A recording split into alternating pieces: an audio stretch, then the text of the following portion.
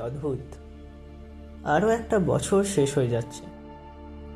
2025 শুরু করেছিলাম ওই কত রকম প্রতিশ্রুতি দিয়ে।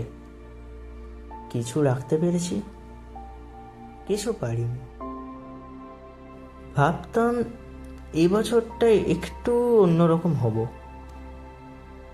কিন্তু জীবন নিজের মতোই যেন চলল। তবুও সব লক্ষ্য পূরণ না হওয়া মানেই ব্যর্থতা নয়। হয়তো আমি এখনো চলছি। আর কয়েক ঘন্টা পর 2026, নতুন বছর, নতুন শুরু। এবার আমি তাড়াহুড়ো করব না, শুধু চেষ্টা করব।